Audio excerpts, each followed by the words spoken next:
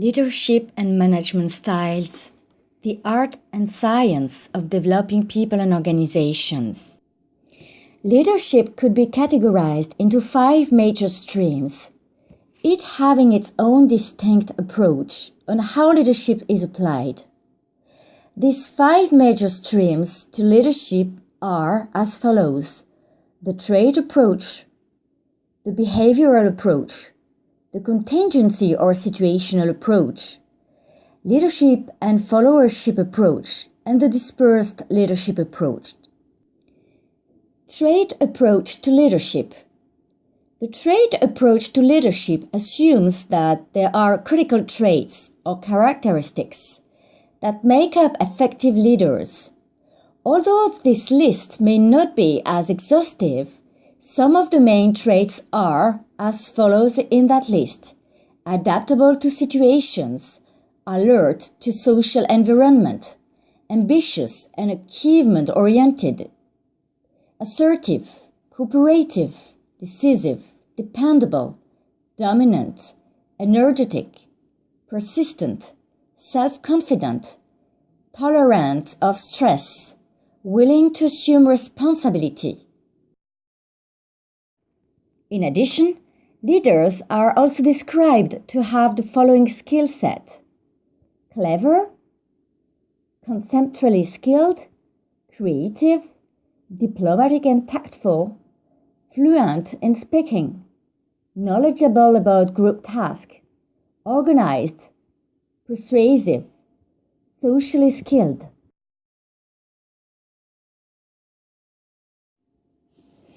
The behavioral approach is another perspective to leadership, which is further categorized into the McGregor's theory X and Y, managers, and according to the classification provided by the Blake Mouton managerial grid.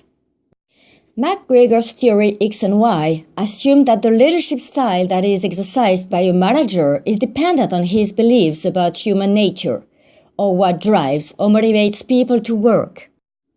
One theory, theory X, posits that managers believe that there is an inherent dislike for people to work. They even try to avoid working if it is at all possible. So, in order to achieve organizational goals, the manager utilizes coercion, control, direction, and threats in the way he leads them. Another theory, theory Y, posits that people actually seek not only for work, but for the associated sense of responsibility that such a commitment has.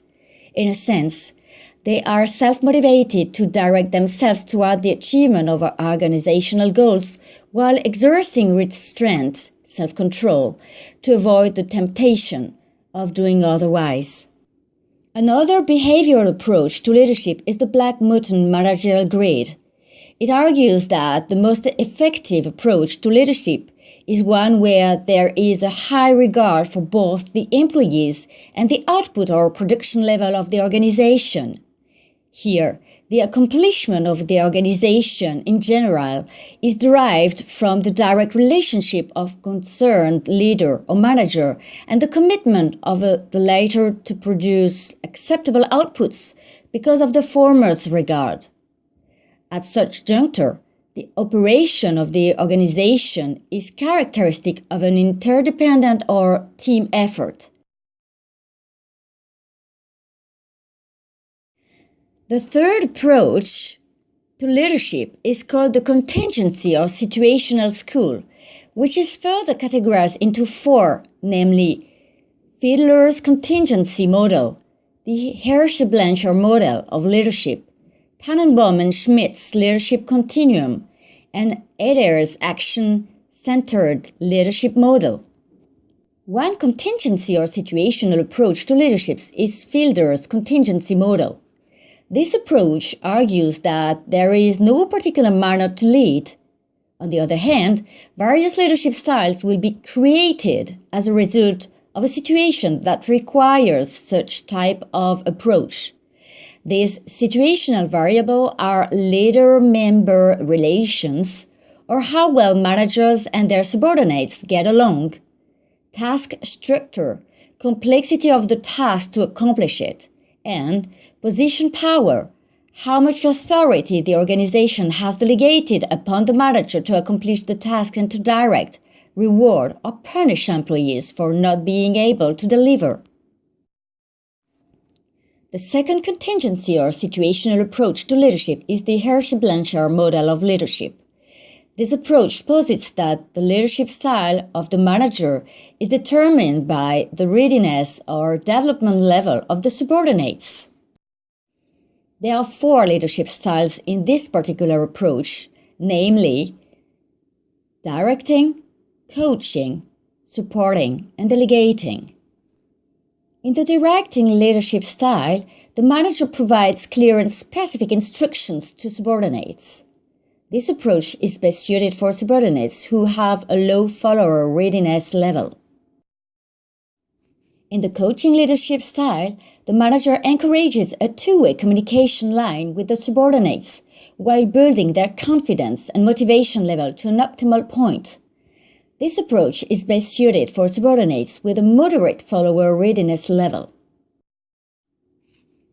In the supporting leadership style, the manager and subordinates share the responsibility for decision-making. In addition, the manager leads with a non-directive approach. A subordinate with a moderate follower readiness level is suited for this particular approach. Lastly, in the delegating leadership style, the manager is able to authorize subordinates a particular task because of their competence, motivation, and sense of responsibility. This approach is best suited for organizations with subordinates with a high follower readiness level.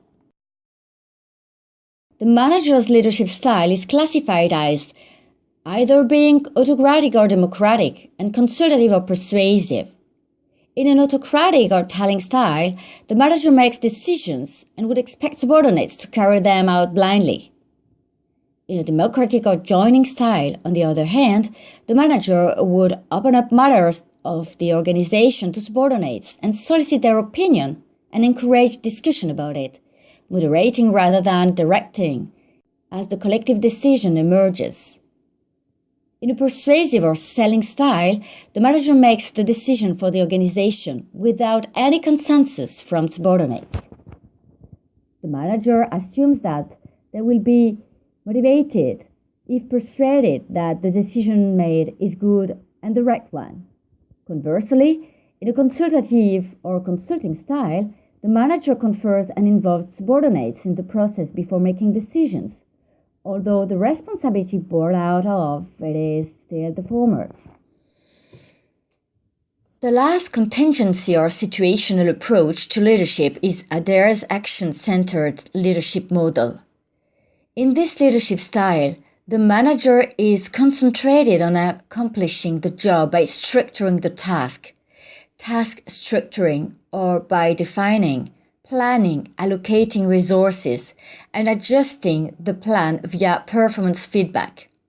Supporting, attending to their concerns and developing them, and reviewing, recognizing and praising those assigned to it, and coordinating, which means ensuring individual members' coordination and delegating leadership, and finally cultivating, team building and developing the team until the accomplishment of the task.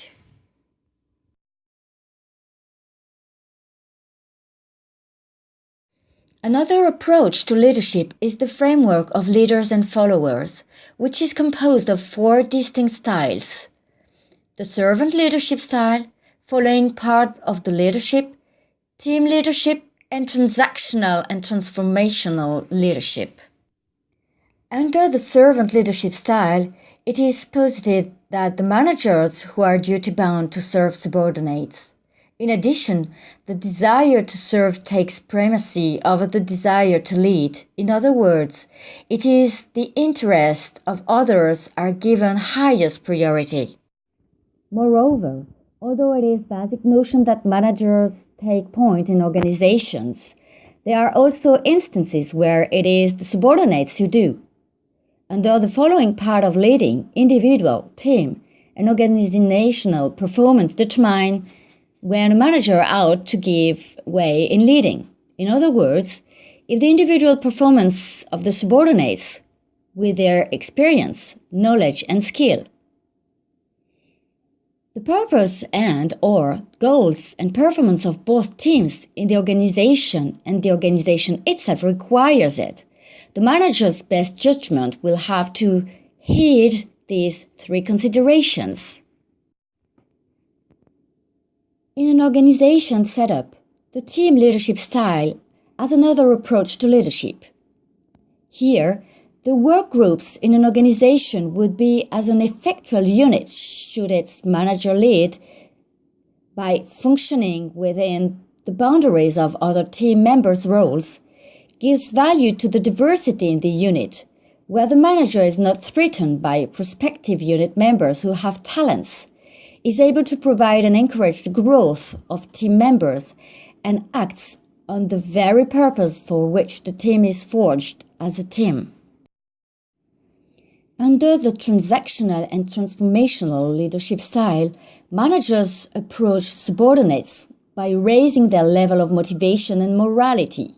Here, leading is characterized by transcending corporeal persuasions toward the service of higher ethics, values, and principles. As such, re-engineering in the organization includes job redesign that makes it challenging, but one through which inspiration and meaning is derived. The last approach to leadership is dispersed leadership, which is also known as an informal or emergent leadership style. In this approach that posits that individuals from anywhere in the organization could influence others, even management, and the organization itself. Hence, the general functioning of the organization is influenced from anywhere and by anyone, even from the echelon of the rank and file.